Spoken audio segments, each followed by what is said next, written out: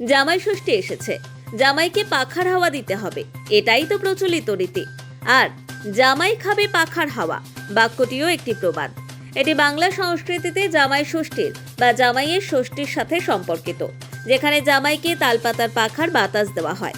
এই প্রবাদটি অনুযায়ী মূলত জামাইকে ভালোভাবে আপ্যায়ন করার এবং তার মঙ্গল কামনায় শাশুড়ি বা শ্বশুর বাড়ির অন্যান্য সদস্যদের পক্ষ থেকে বিশেষ সম্মান জানানোর জন্য ব্যবহৃত হয়।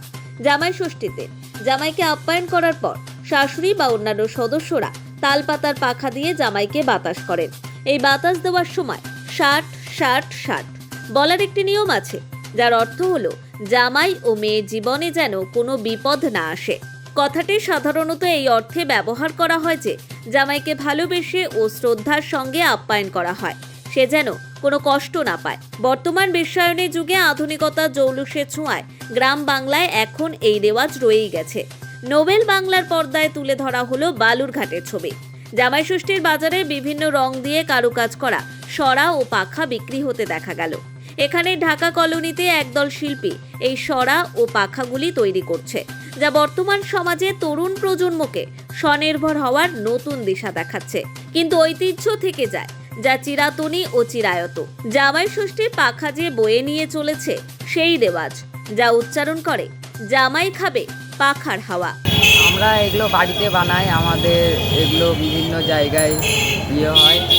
আমরা এগুলো নিজের হাতে তৈরি করি, এগুলো আমাদের বাড়িতে থেকে অনেকে নিয়ে যায়। আমাদের এই জিনিসগুলো কোয়ালিটি অনেক ভালো এবং আমরা এই জিনিসগুলো যত্ন সহকারে তৈরি করি। আমাদের বাড়ি সৃজনী ক্লাবের পাশ দিয়ে যে গলিটা গেছে ওইখানে ঢাকা কলোনি। এরকম তো কেউ বানায় না, আমরাই তৈরি করেছি।